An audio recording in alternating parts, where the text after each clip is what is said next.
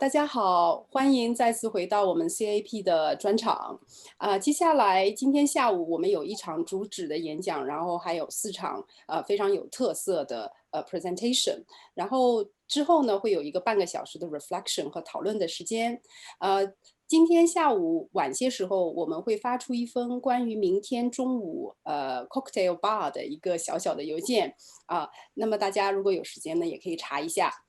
那么接下来就让我来介绍一下下面一场主旨演讲的主题和演讲者。Okay, I'm very honored to introduce the next keynote speaker, my very talented colleague in LSE, Dr. Catherine Xiang, and then Hua XIANG, Xiang Hua 老师.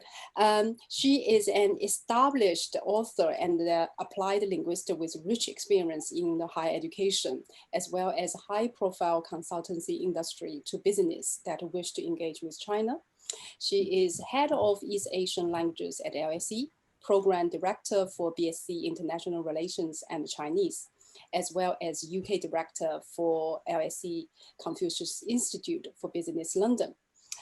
Originally from Shanghai, she is skilled in intercultural communication, translation, foreign languages, lecturing, TV, and public speaking.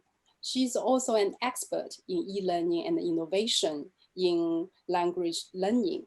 Her recent publication, including very popular coursebook, Mandarin Chinese, as well as research collection, audiovisual media in language education.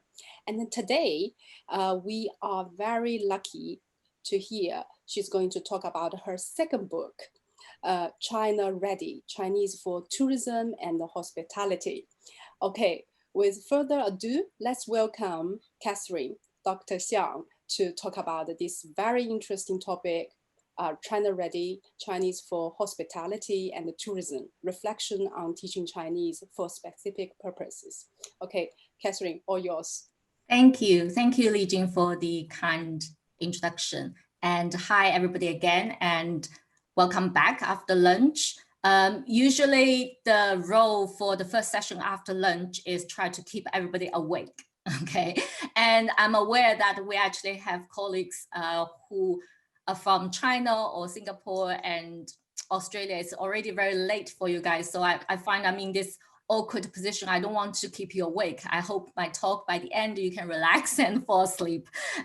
So my talk today, as Li Jing explained, is about my new book, China Ready, Chinese for Hospitality and Tourism, and as the cover shows, and it will come out actually beginning of 2021. So I'm myself very excited to see when the book finally in my hand.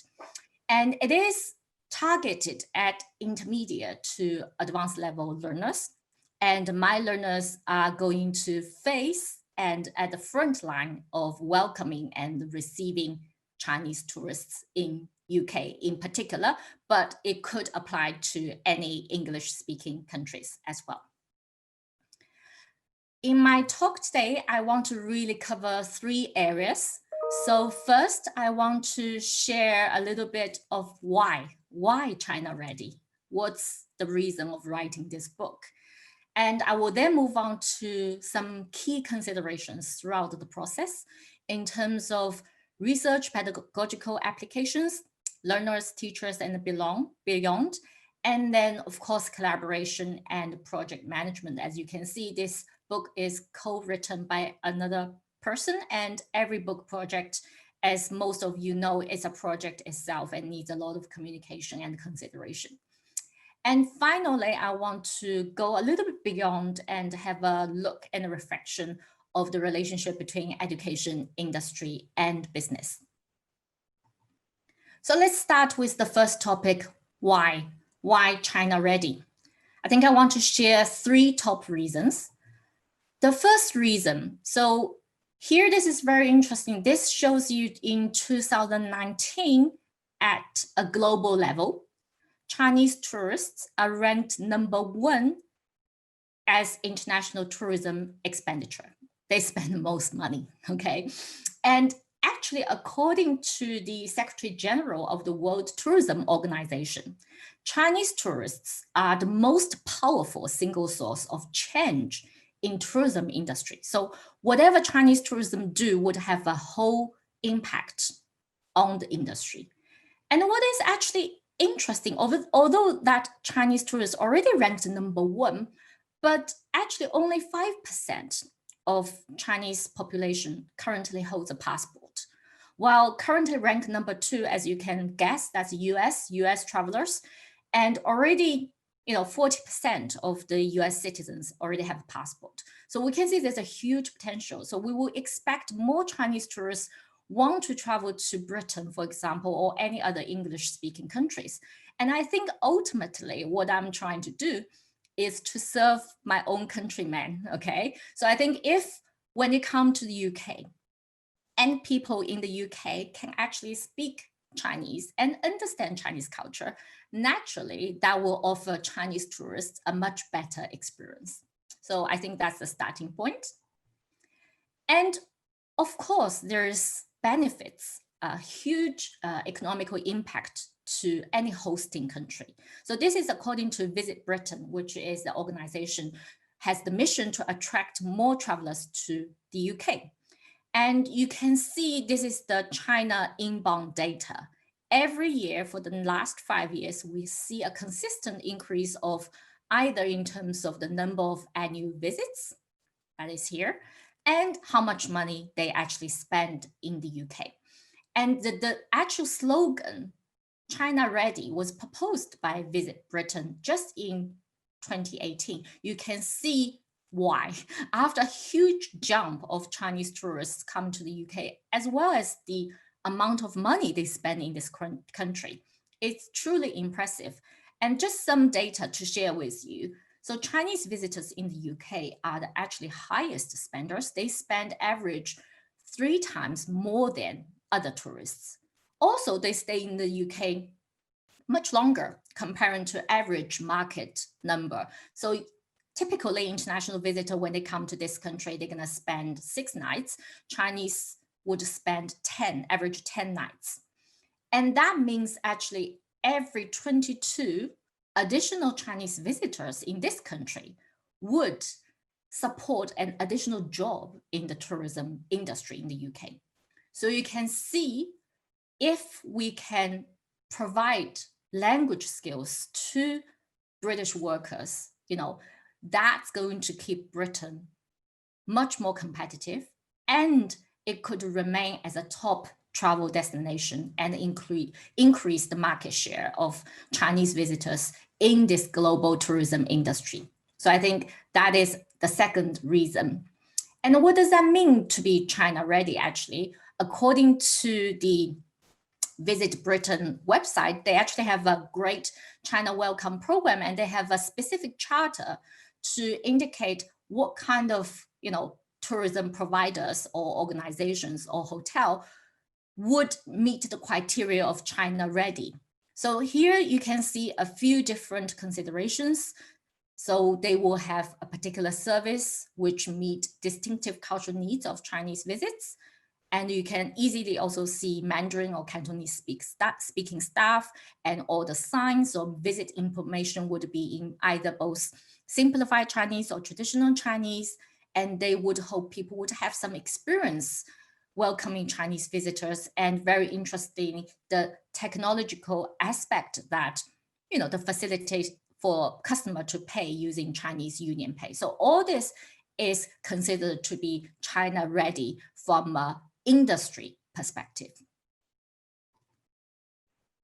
And then when it comes to the linguistic and cultural skills, so this is very interesting. I think one thing on the top here, that's the data in 2018 that shows you Chinese visitors, when they visit UK, typically they also study a bit of English, okay? They actually spend quite a lot of money learning English as well. So I think if you think about the flip side, if there are more people in the hospitality and tourism industry in this country that, they can speak Chinese, I guess this number will actually drop. So the fact that they need to study English it kind of also indicated there's a gap in the linguistic skills of this country. And then if we look at the textbooks that are out in the market, there are quite a lot about tourism itself and specifically analyzing the behavior of Chinese tourists or the characteristics of Chinese tourists. And in terms of Mandarin Chinese textbook, we actually have some books of the other way around. It's mainly training, let's say, British students or international students when they travel to China, what kind of language they need to learn in order to live or study in China. So I see there is a gap in terms of linguistic and cultural knowledge for the current Chinese textbook market, because there's limited resources out there to support and train the English speakers to welcome Chinese tourists. So just to summarize, I think there is a need for the UK and indeed any country, you know, they need to be China ready for this huge potential market share. And there is a need in the language education market to have such a textbook that would offer relevant skills. And finally, I think, you know, these skills will eventually benefit any Chinese tourists when they come to UK or English-speaking countries to have better experience. So this is the rationale behind why we start to shape out and write this book. Now let me move to the key considerations. So I have 3 different aspects: research and pedagogical application, mainly to show you what is included in the book and why. Learners, teachers, and beyond, that is more linked back to the theory. And when I start to what kind of consideration to consider in terms of who are the learners, who are the teachers. And finally, I want to talk a little bit about collaboration and project management. And I think, you know, hopefully that will provide some insights for colleagues who want to write similar textbooks. And when you also have a co-author, what kind of things you need to take into consideration. So let's start with number 1, the research and the pedagogical application. And it's really interesting, you know, some of the ideas echo very well with the previous speakers. So let's see, how do I approach some of the questions? So the first question I ask myself, or anybody would be writing a book for a specific purpose, is how do you decide the content list, right? How do you include, what things you need to include? So from my perspective, it's very important to do the research. I'm not an expert in the tourism industry or hospitality industry. That's why the research becomes essential. So here, for example, this is from Visit Britain website that gives me really useful information. So for example, it tells me Chinese tourists, when they come to the UK, they have 3 top activities: shopping, dining, and sightseeing. Okay, so when I write my book, of course I have to include situations that related to shopping, dining, and sightseeing, right? Because how can I write a book that is not relevant? So if I write something about bungee jumping, but then it's not something that Chinese tourists would want to do in the UK, and then there will be no opportunity for native speakers of English to actually apply what they've learned. So that is a very useful indicator what kind of content.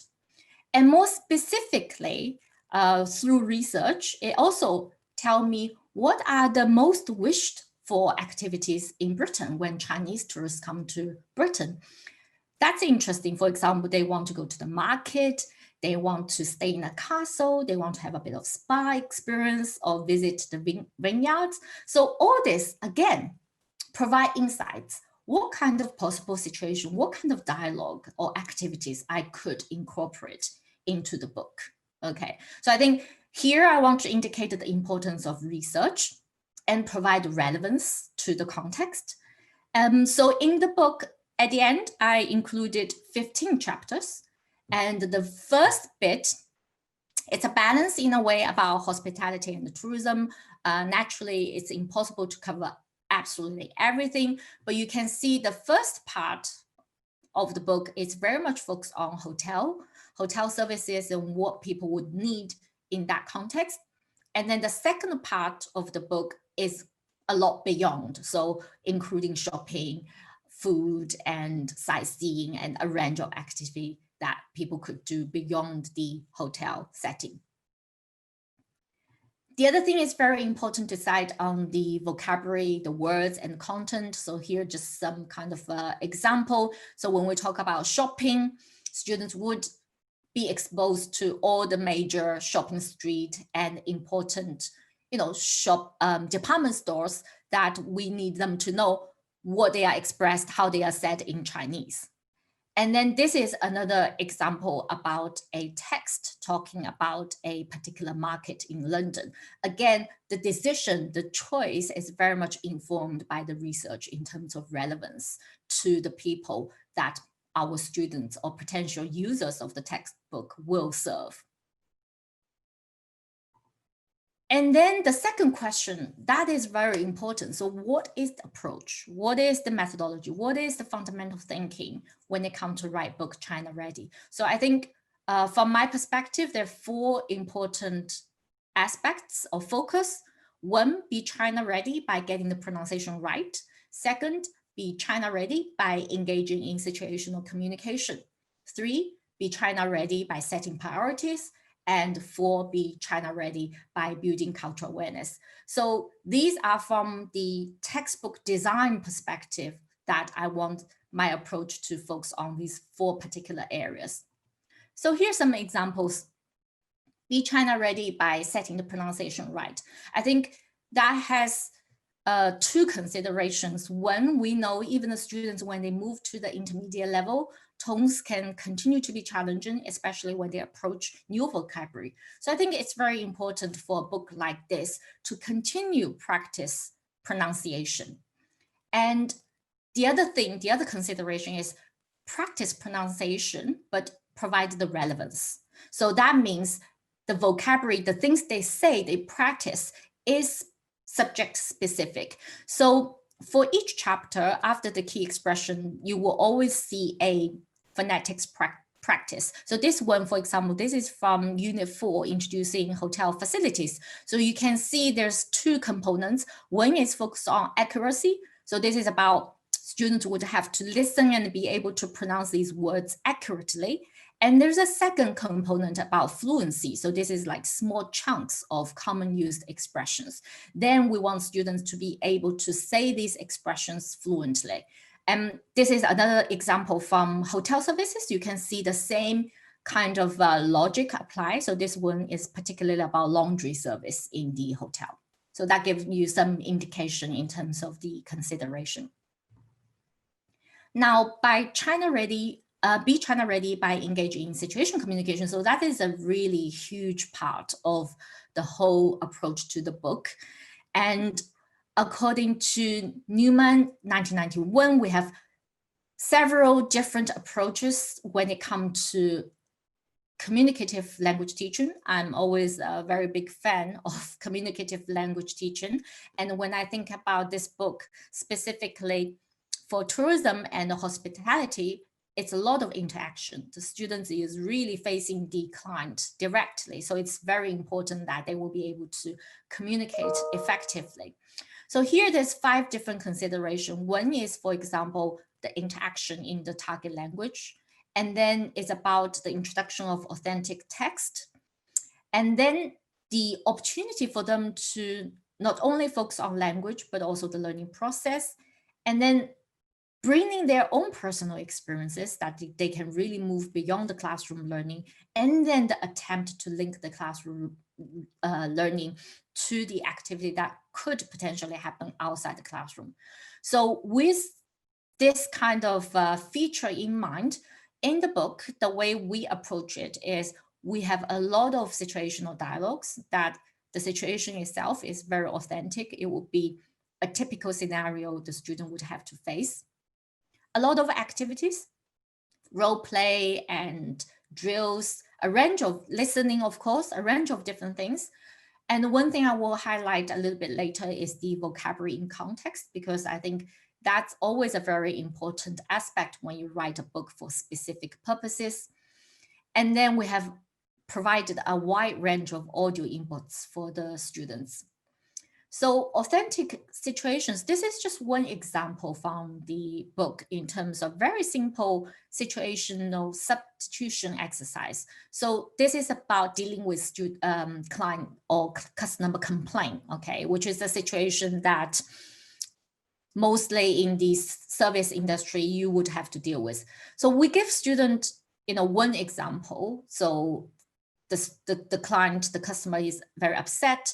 And then one possible, I would say possible, this is important because we're not trying to tell them you're gonna only have one possibility of responding to the situation.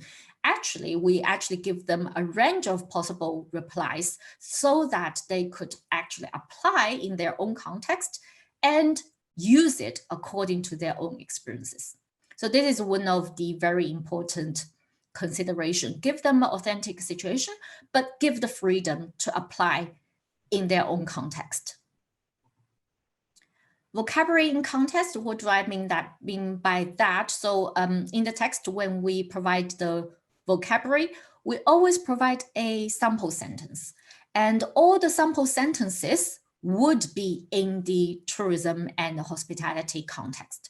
So, or as much as possible. So I think we want to allow students to have the mindset, and again, is to provide relevance. This will be something you can use.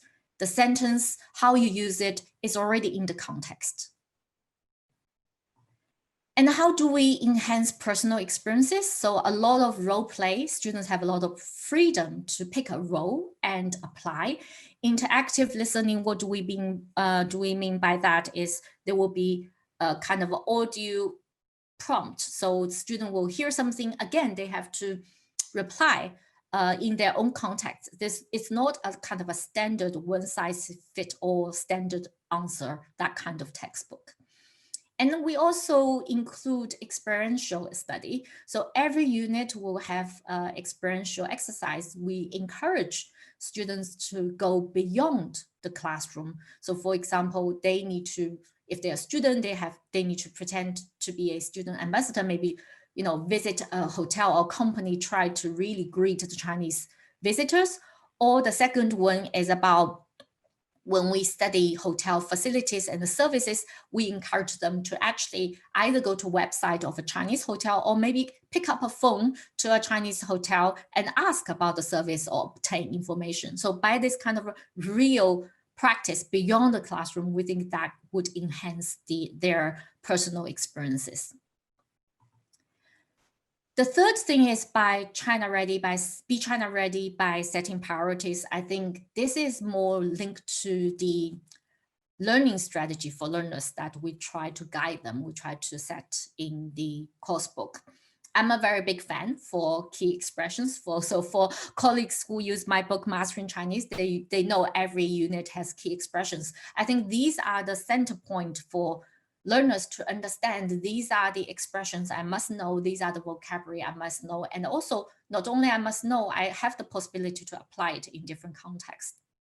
And then in the unit, we also provide revision. So the revision is another aspect to remind them what is important in this unit. So again, to give them the awareness of throughout study this chapter, what are the most essential things you need to know.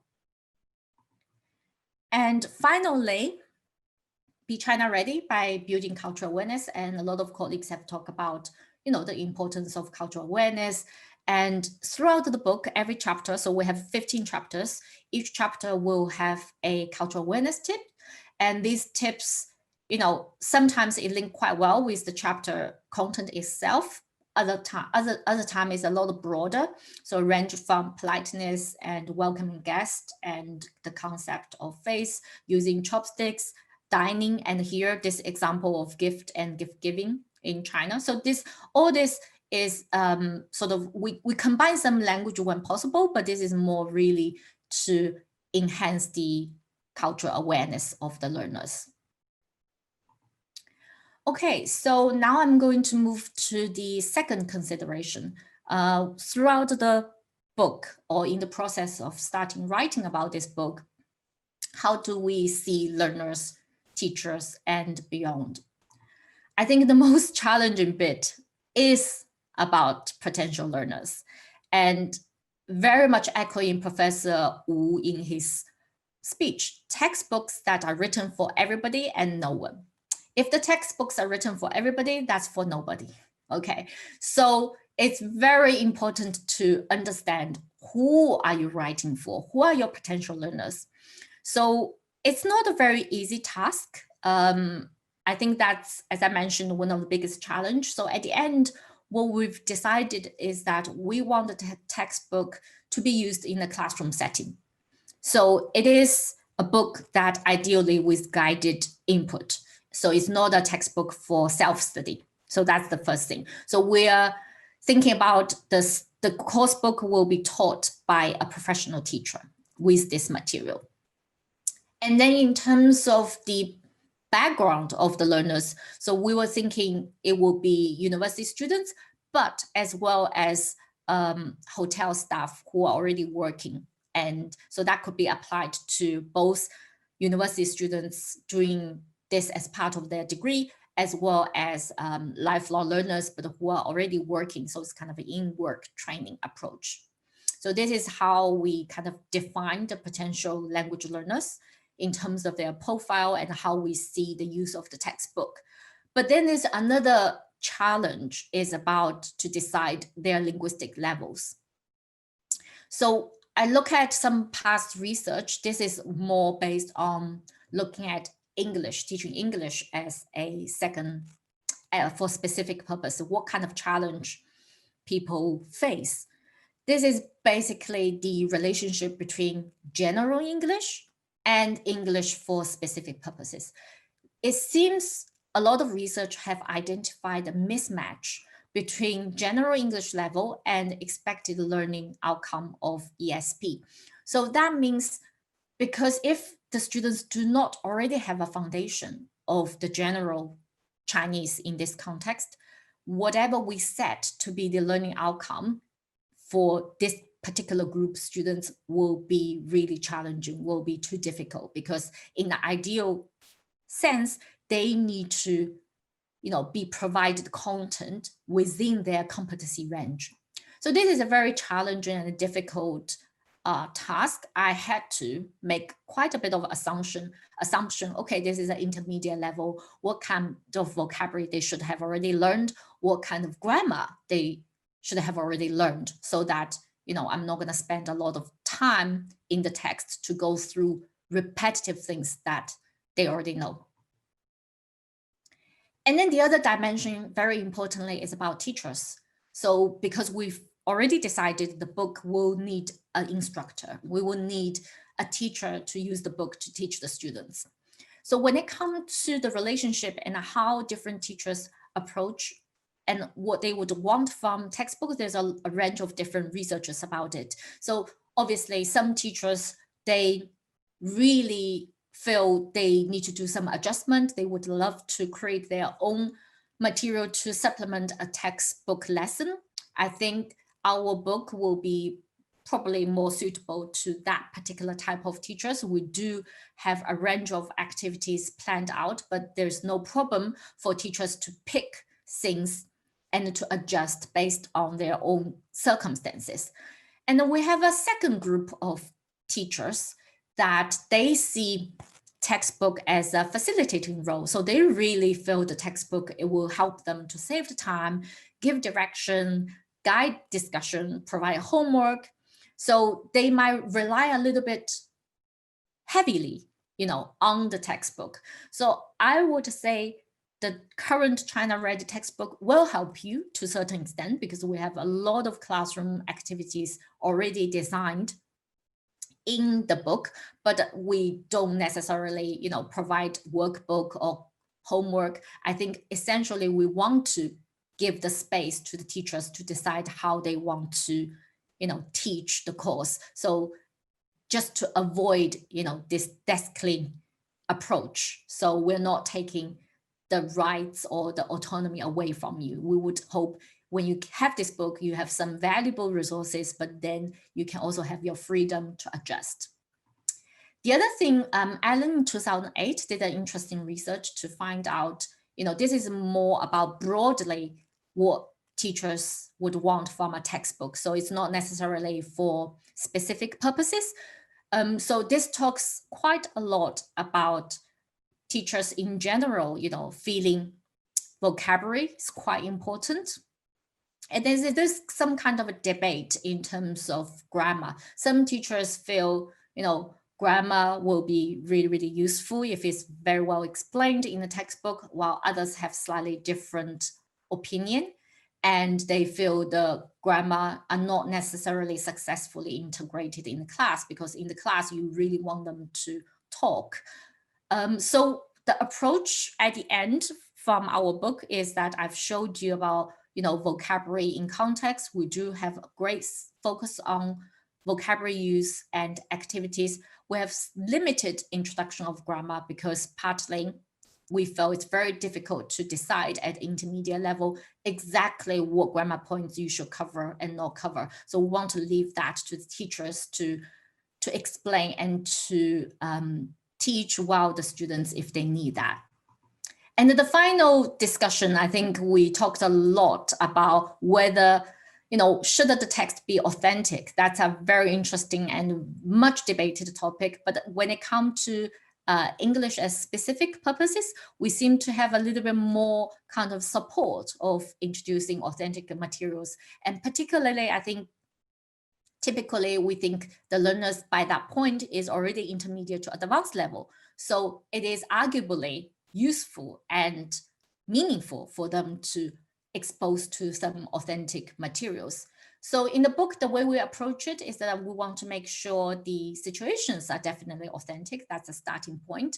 And some of the dialogues probably, I wouldn't say they are authentic because we were not going out there and film and record an authentic check-in conversation. A lot obviously will be based on personal experiences. And we also do use some authentic material when it comes to the second half of the book, when we talk about visiting a particular, sites of interest, and then we will use chunk of text that show to Chinese tourists in Chinese, and we use that and we adapt that to teach our students. Okay, the final consideration is about collaboration and project management. So the book is not written just by me. I have a co-author. So who is she? So Lorna, she's now Deputy Head of Department of Hospitality at the University of Surrey. So you can see her background is actually in hospitality, and particularly, in terms of management and hospitality and tourism research. So that is really her expertise. And how do we meet? Here, that's an interesting story. So I have a picture here. It says Business College of Athens, a University of Plymouth international partner. You might be thinking, what's the relationship? Why? What is that about? That's actually a very interesting story. So we actually met because we're both external examiners for the Business College of Athens. And the Business College of Athens is actually a collaboration between University of Athens and University of Plymouth. So you can see this is a very interesting thing. There's a lot of, collaboration and possibilities. You don't know who you might end up working with. So I was the external examiner for Chinese, and she was the external examiner for tourism, because as you can see, Greece, one of the biggest industry for them is tourism. So on the train back, when we actually finished the external examining, we both took the train from Plymouth to London. We started to talk about, there are a lot of Chinese tourists now in this country. She was like, yeah, okay, but there's not much book about such subjects. So that's just by one train journey, we start to have this idea. Let's write this book together. And I think never underestimate the effect of networking, because this is just I've never met her before, and it's a very interesting, encounter. How do we actually collaborate? I think this is very much from my own perspective. So I would say break into 3 different stages. There is the preparation stage, and then the actual writing stage, and then the post-publication stage. So in the first stage, I would say I see our role as 50-50. So because she's expert in the tourism industry, and I'm, more language educator. So she would really help to do the research about the market demand, and I will shape the idea of the approach, how we're gonna teach the students. And then we jointly agree on the topics. So I think at the preparation stage, when we write the book proposal to the publisher, it's a very kind of 50-50 contribution. When you move to the writing stage, naturally, I need to take more lead because I'm the language teacher, language expert, while she's not. But she would help me to provide authentic situations. So what kind of situations student will actually, face. And then she also helped write the Chinese culture tips. And I will be designing all the tasks, activities, and set the, learning outcome and the exit linguistic level of the students. And then move to the post-publication stage. I was really hope Lorna will take on more lead to look at the marketing and promotion of the book through her network, particularly with the industry. So I can relax and enjoy our publication.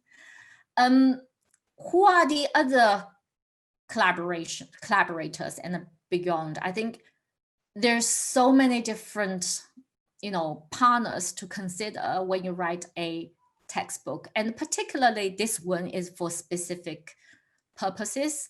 The industry is really, really important. So publishers, of course, editors, page designers, the whole audio production team. And I would very much value the peers and reviewers. So during the book writing process, of course, we have external reviewers to give us feedback, comment. And I'm sure the real reviewers would be the user and the teachers, fellow teachers like you guys who use the book, and of course the industry itself. So these are extremely valuable. And I think, write a textbook like this is really important to look after all these collaborators to make a book successful. And personally, it's really interesting. So my first textbook in this country, Mastering Chinese, and then now this one, China Ready, they're literally 10 years apart. So they're very different kind of experiences. So in terms of writing China Ready, I feel there's a lot of ups and downs. And I think partly is because I'm not writing by myself, not like Mastering Chinese. It's just, I can decide the pace. And this one with two authors, naturally you involve a lot more planning, communication, negotiation. And Lorna, halfway through our project, she was pregnant, and then she actually also gave birth to twins. So we had a lot of delay. The book probably would be out a year back, if not because of her personal circumstances has changed. So all this you cannot plan for, right? So I think there's a lot of up and down, but will I call it a success? I'm not sure. We'll see. The market will tell us. And I feel it's a very different experience, looking at Mastering Chinese, because that's just for complete beginners. The students is also a lot clearer. So this is for both classroom setting, but also independent learners, while China Ready, as I mentioned, is a very different industry. I need to research a lot into the industry. I have to make a lot of assumptions about the potential learners. So it's a very different task. And what could be the next? I think we are, of course, in a lot of discussion and preparation conversation with our colleagues in Fudan to look at IR subjects. So there's something very much exciting, and I will look forward to work with them together. Finally, I want to talk a little bit about education, industry, and business, a little bit reflection on writing first time attempt to write a textbook for specific purposes and how that helped me to have a slightly different intake or slightly different perception when I look at education, industry, and business. So start with the UK context, because obviously I'm in the UK. We have a Call for Action 2019 publication, a report by the British Academy, leading by the British Academy with other academy in the UK. And it's really trying to argue, in the UK, we do not have very good language capacity. And that potentially will have a huge loss for UK in terms of trade investment. And 3.5% of GDP will be lost due to this lack of language capacity. And in the report, it talks about 11 significant benefits to the UK should it improve its language skills. And I'm quite pleased to say number 5 is about tourism and the hospitality sector. So it's talk about, in this sector, employees really would benefit from language skills and mindset of this cultural agility to provide better service. I think that's very good. That's very in line with what our initial intention to write this book. So other benefits could be create a global Britain, the global mindset, and also capacity for research and innovation, etc. And then in 2020, again, leading by the British Academy, we actually have a new report talk about we really need a national strategy. And in this particular strategy, Mandarin Chinese is being classified as less taught, but strategically important. And one of the things being set out in this report is talk about what we can do. What are the actions that we can do to boost productivity and, the earning power of people. So this is very much linked to business, industry, infrastructure, and employability. One of the things, again, is talking about try to put language learning into vocational or technical qualification. Here specifically talk about, again, travel and tourism. So I think that is quite exciting if we could really push this to happen. At the same time, I think the industry itself, it's quite fragile. If we look at this, this is the report done by UK Inbound in collaboration with Canterbury Christ Church University. So obviously the things you can already see is the language gap. That's no longer a surprise. So basically the degree that offer tourism and hospitality probably wouldn't offer language. And then the students who are studying languages, they do not necessarily want to move into tourism and hospitality. So there is a real gap in the industry. So that's why their report is breaking the language barrier. So this is the issue. And as you know, 2020, we have a lot of crisis. So in the UK, first is Brexit. So we will know probably after this weekend what happened. With Brexit, if there's more restriction in terms of EU workers in this country, so we lose more language capacity in the tourism industry. And also if there's more visa restriction, again, that will have a huge impact on the UK tourism from the European perspective. But the biggest killer, as we all know, is COVID. So according to the World Tourism Organization, because of COVID at a global level, we've have 100 to 100 million jobs actually at risk. And this is the loss of revenue this year because of COVID-19. And if we look at academia, what kind of things people are researching on? What are the top, research have been done to address the hospitality sector? So this is very small, but I've summarized on the top. Really, currently, a lot of academic research are focused on recovery of the industry, market demand, and revenue loss. So these are the 3 areas that, researchers are really, really trying to figure out what we can do. So I don't want to end in a very, gloomy perspective. Actually, I think it's a positive perspective, so that we are all in this together. So this month, actually, we have a Global Tourism Economical Forum 2020, really look at solidarity and innovation. How can we reshape tourism in this environment, okay, especially post-COVID? And I feel actually quite proud that, you know, China Ready will be coming out at the same time, because if we can help UK or English speaking, you know, employees to be able to speak Chinese, to be able to understand Chinese tourists better, naturally they become much more competitive. Naturally, that will shape the industry and make it more, you know, prosperous, and that will feed into the business.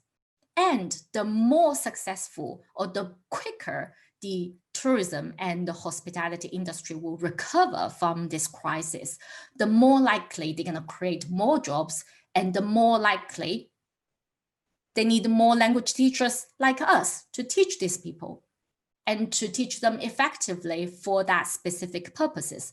So I think we are in this together, and the better we do, the better industry do, and the better business do. So I think this is one thing that I feel really strongly because of the circumstances this year. And I see how we are all in this together. So just to conclude, the whole reflection on this whole process of writing this book, personally, is quite challenging, and first time to co-write with someone and very different background, and circumstances change, and it's, you know, it's a much longer process than I would have hoped for, but I've done it. So the book will be out next year. Very happy. Professionally, very first attempt to write a Chinese textbook for specific purposes. It's a very modest attempt. I'm sure it's not perfect. I do not think it's perfect. I will welcome a lot of feedback and review and criticism from colleagues and students who use the book so that I can make it better. But professionally, I'm pleased that I had an attempt on writing a textbook for specific purposes. And finally, I think we collectively, we should never underestimate what we do. And particularly now we move into the field of teaching Chinese for specific purposes or for academic purposes, because we'll make huge contributions socially and economically to the place that we work at. So this is my list of references, and thank you very much for listening. And I will be very happy to answer any questions you may have. So thank you very much.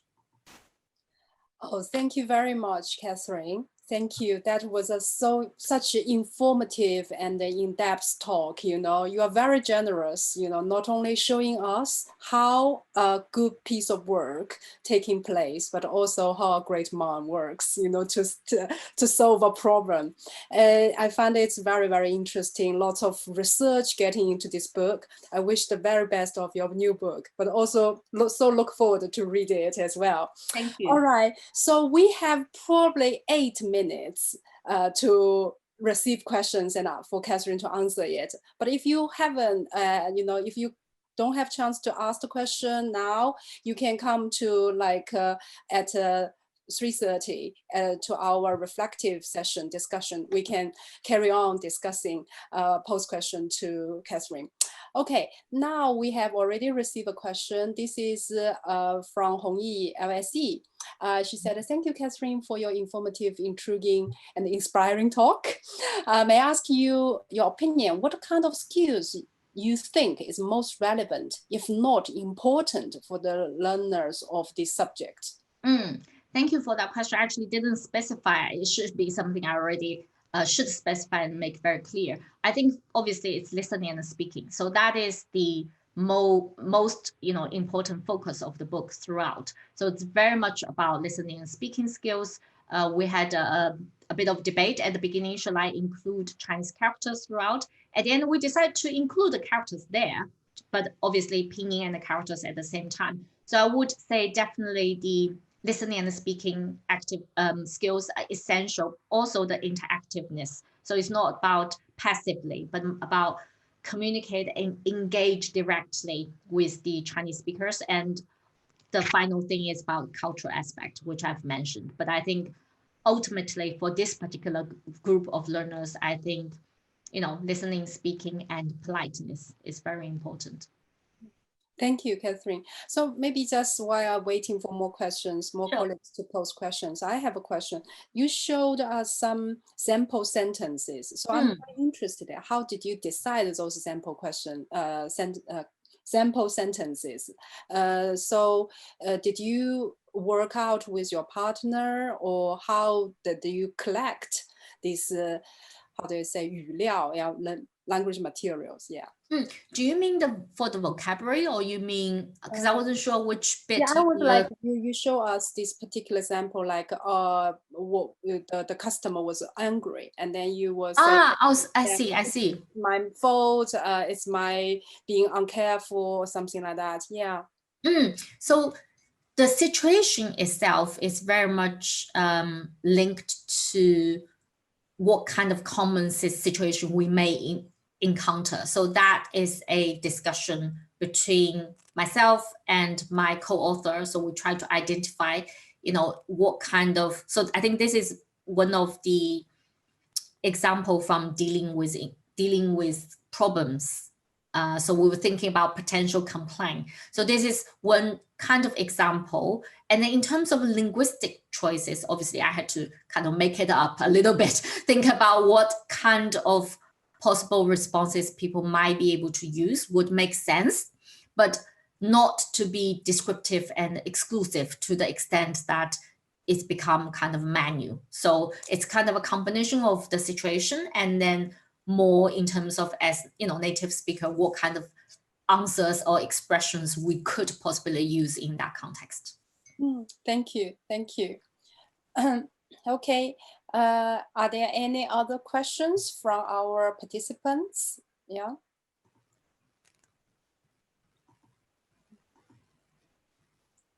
So yeah, everyone, 老师们，你们可以用 Q&A 来提问。像中文也可以。我刚才因为习惯了用英语来说，但是中文也可以。中英文都可以。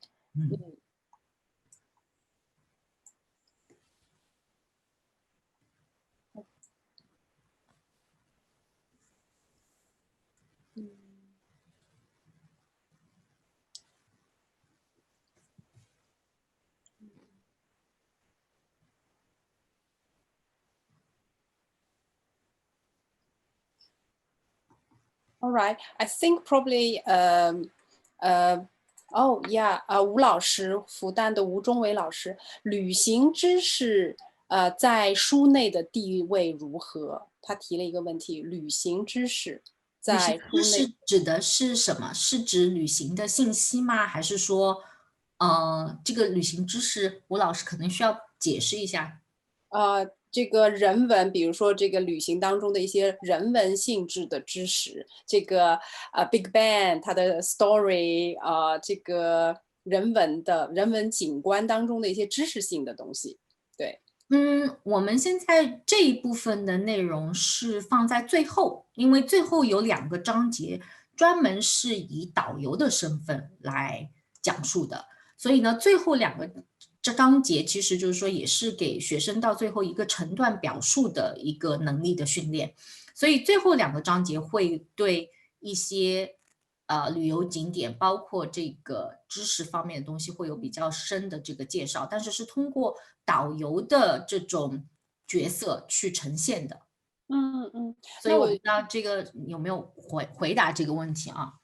OK， 好，我们等吴老师回来confirm 一下。吴老师说谢谢。OK， 然后下面一个问题 ，How do you anticipate the impact of current pandemic on this promotion of the book?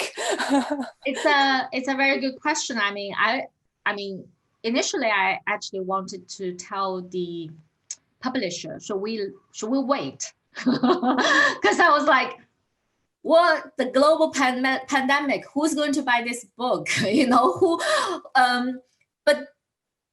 So this book is with Loudwich. So they are actually quite positive. They say, look, we want to use this book in the university setting or in a hotel, like industry setting. I think people still want to learn. I think people will still continue to learn. So they didn't suggest to postpone because we were not sure whether it's the right moment. It was a little bit delayed anyway, because it meant to be out in December, but I think, we're already in December, so it's probably most likely going to be beginning of next year. And in terms of the promotion, I think, as I put in my reflection, one interesting thing that I've noticed is that because, ironically, I mean, obviously the pandemic has a huge impact on the industry. It's not a positive one. But ironically, because of this shock and crisis, people are more likely to work together and people are more likely to want to find solutions. And I think as long as Chinese tourists will continue, and I'm sure we all love travel, right? It will come back eventually. So I think this is more like a preparation stage. And I think, I'm thinking I will reach out to different industry or different event organizers who want to make sure we want to attract more Chinese tourists. And I think they will continue, probably also want to collaborate with the education sector. So I think this is my current thinking and approach. Okay, Catherine, I have to just ask you to answer this question very shortly. Oh, okay. We have the next session will start in 3 minutes. Yeah. People need to move rooms as well. So basically, Linda Li 老师 asked, how many characters or words are there in the book? How many characters or phrases, Chinese words in this book? Have you? That's a very good question. I don't know. I can tell you it's over 300. It's about 300 pages, but I actually don't know. I didn't count specifically. So there are 15 chapters in total, and each chapter typically would have 2 dialogues and 1 text. So it kind of depends a little bit. So I will look into that and tell you, Li Laoshi, afterwards. Okay, that's great. Thank you. Thank you again for Catherine's wonderful talk. And then thank you for all these interesting questions. Okay, I'm going to close this session now, enable you to go into the next 4 very interesting topics. One about the law, legal Chinese, and then textbook development, actually by Linda Li, and also IR, 2 teachers teaching IR, 1 in English, 1 in Chinese. So hope you can continue to come to our session. See you a bit. 再见. Thank you, Li Jing. Thank you. Thank you all. Bye.